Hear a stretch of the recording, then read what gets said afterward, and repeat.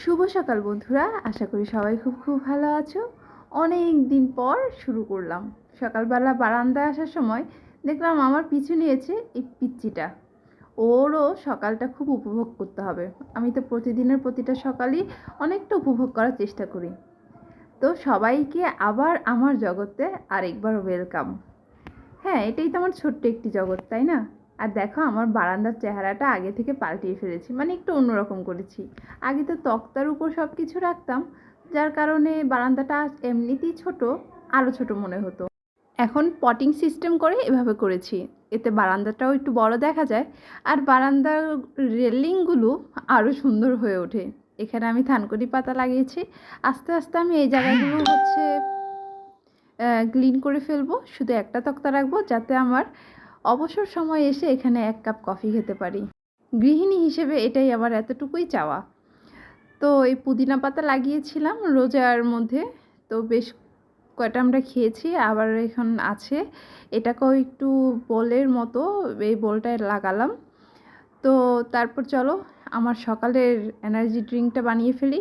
নিলাম অল্প কিছু পুদিনা পাতা। এটা খেতে কিন্তু ভীষণ ভালো লাগে। তোমরা গ্রিন টিয়ের সাথে বা এমনিতে আদার সাথেও খেতে পারো, খেতে ভীষণ ভালো লাগে। আর এটা হেলথের জন্যও খুব ভালো। তো চলো গ্রিন টিটা করে ফেলি। তারপর দেখো, ও এখানে বসে আছে। কিছুদিন আগে, মানে 3-4 দিন আগে এখানে একটা ছোট ছেলে বিড়াল এসেছিল। তো ও ওর সাথে বেশ খেলাধুলা করেছে, বেশ এনজয় করেছে। তা আমরাও ওকে গোসল করিয়ে দিয়েছিলাম। ওর চোখে একটু প্রবলেম হয়েছিল, সেখানে ওষুধ লাগিয়ে দিয়েছিলাম, বেশ ভালোই ছিল। কিন্তু এখন হঠাৎ করে সেই বিড়ালটা আবার চলে গেছে। তাই ওর মনটা ভীষণ খারাপ, ভীষণ খারাপ। কারণ ওরা দুজন একসাথে খেয়েছে, খেলেছে, তো তাই ও এখানে বারান্দায় এসে এভাবে বসে আছে। তারপর রান্নাঘরে চলে আসলাম। তো এখানে আমি তোমাদের সাথে শেয়ার করব কিভাবে আমি সকালের এই এনার্জি ড্রিঙ্কটা বানাই। একটু আদা নিলাম আর পুদিনা পাতাগুলো ভালো মতো একটু থেতলে দিব। থেতলে দিলে হয় কি, এর ভেতরে যে তোমার রসটা থাকে এটা খুব দ্রুত বের হয়ে যায়। আর এখানে আমি ফুটন্ত পানি ব্যবহার করেছি, যাতে আমি একটু উষ্ণ গরম বা খুব দ্রুত কাজটা হয়ে যায়, খেতে পারি। কারণ এর পরেই হচ্ছে আমি আবার সকালের রান্না বসিয়ে দিব। আর দিয়ে দিলাম পিঙ্ক সল্ট। তো ওখানে ওইদিকে রান্নাটার কাজ কিছুটা এগিয়ে রেখে এসে আমি আমার বেডটাকে গুছিয়ে নিচ্ছি। জানো তো, সকালবেলা যদি এই বেডটাকে গোছানো হয় না, মনে হয় যে সারা দিনের অর্ধেকটা কাজ করা শেষ হয়ে যায়।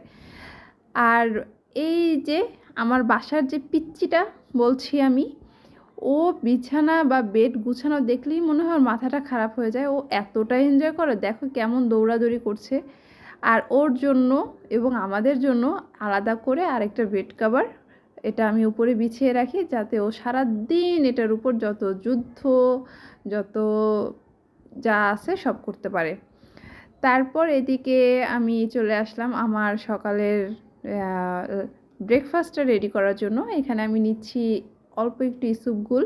তোমরা তো জানোই ইসবগুলের উপকারিতা কী, সেটা তো আমার নতুন করে বলার কোনো অবকাশই নেই। আর এখানে আমি আরেকটা জিনিস নিচ্ছি, সেটা হচ্ছে বিটরুট গুঁড়ো বা পাউডার। তো এটা আমি নিজেই বাসায় বিটরুটটা গুঁড়ো করেছি নিজের হাতে। মানে বাসায় এটাকে আমি রেডি করেছি পুরোটা একদম, নিজের হাতে পিলিং করেছি, নিজের হাতেই এটাকে শুকিয়েছি। তারপর হচ্ছে এটাকে এই পর্যায়ে নিয়ে এসেছি। আর এটা তো জানোই কতটা উপকার। আমি বলবো না যে কতটা উপকার, যারা খাচ্ছ বা যারা জানো সেটাই। আর আজকে যেহেতু আমার হেয়ার কেয়ার রুটিন, তাই আমি ঘুম থেকে উঠেই আমার হেয়ার প্যাকটা রাতে ভিজিয়ে রেখেছিলাম এবং সকালে আমি এটা লাগিয়ে রেখেছি। কারণ যখন আমি শাওয়ারে যাব তখন যাতে আমি মাথাটা ওয়াশ করে ফেলতে পারি। তারপর আমার সেটা দিয়ে আমি গ্রিন টি না করে একটু চা করলাম, যেটা তোমাদের সকালে দেখিয়েছি। আর চায়ের সাথে একটু মুড়ি নিলাম। এটা খেয়ে আমি তারপর সারাদিনের কাজটা শুরু করব। আসলে কি জানো, সকালে সব কাজগুলো সেরে এই চা আর মুড়ি নিয়ে বসতে আমার এত ভালো লাগে যে না, নিজের জন্য এতক্ষণে একটু সময় পেয়েছি। আর দেখো, সকালে যতটুকু যা করেছি কাজের ফাঁকে ফাঁকে কিন্তু আমার নিজের কাজটাও, মানে নিজের যত্নটাও কিন্তু আমি সেরে নিয়েছি। আমাদের কিন্তু প্রতিটা গৃহরাজকন্যার উচিত যে পরিবারের এবং সংসারের সব কাজের মধ্য দিয়েও নিজের যত্নটা নেওয়া খুবই জরুরি। তারপর আজকে হচ্ছে আমি পুরো রুমটা একদম ডিপ ক্লিনিং করে নিলাম। কারণ আজকে বেশি একটা কাজ আমি করব না। আমি যেদিন হচ্ছে রুম ডিপ ক্লিনিং করি ওই দিন আমার রান্না একদম খুব কম রাখি, একদম হালকা পাতলা রাখি।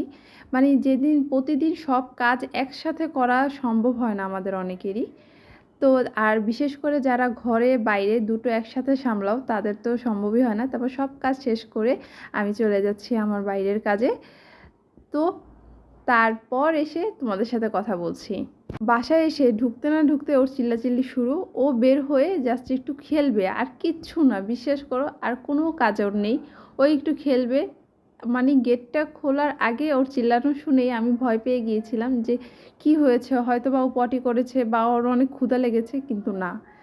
তারপর হচ্ছে আমি একটু যাচ্ছিলাম আজকে বাইরে, বাইরে বলতে হচ্ছে একটু গ্রোসারি আইটেম, কি বলে, আমারই কিছু দরকারি জিনিস কেনাকাটার আছে, তো শপে যাব। তাই একটু এখন নিজের মতো একটু নিজেকে ভালো লাগানোর মতো একটু রেডি হয়ে নিচ্ছি।